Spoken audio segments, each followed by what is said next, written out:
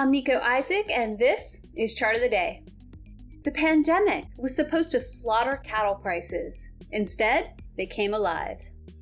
This daily chart shows that over the past year, commodity investors have stampeded into feeder cattle futures, driving prices to their highest level in 2 years through mid-April 2021. The rally in feeder moves the bar for didn't see that one coming. Because at this time last year, the U.S. livestock market was slated to be a casualty of the global pandemic. In fact, press reports used an entirely new word to describe the widely expected decline of farm-raised beef prices, i.e., the cow-vid crisis. The widespread closure of restaurants, shutdown of school lunch programs, dent in demand for meat as a luxury food product, and shuttering of meat processing plants amidst COVID outbreaks all spelled DOOM for cattle markets. These headlines were common just a year ago.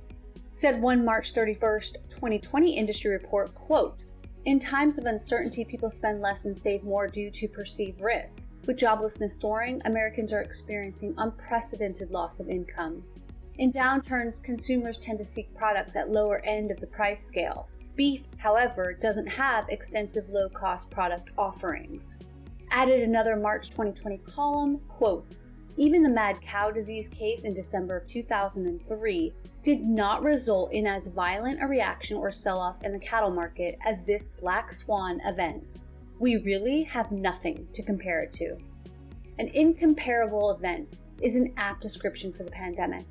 But there was another kind of analysis by which to compare feeder cattle's trend, namely Elliott wave analysis. And by that measure, the trend of this livestock would not be a prolonged sell-off, more like the exact opposite. In the April 2020 Monthly Commodity Junctures Monthly Feature Spotlight, editor Jeffrey Kennedy showed a version of this longer-term weekly price chart of feeder cattle, which identified a completed multi-year barrier triangle. Triangles are counter-trend moves that unfold before the larger trend resumes. So, when the decline into April 2020 was over, feeder's next move would be up. From Jeffrey's analysis, quote, "The minimum expectations of a completed decline have been met. This argues that we do indeed have a tradable low in place. If that's the case, then we have seen a very significant low in the feeder cattle market." And if we go back to the daily chart, we see how this year-long move followed. The only confident measure of a market's trend is investor psychology, which unfolds as Elliott wave patterns directly on price charts. Right now, our Commodities Juncture service presents high confident outlooks for the world's leading names in livestock, grains, softs, foods, and more. See below to turn a new page in your investment future.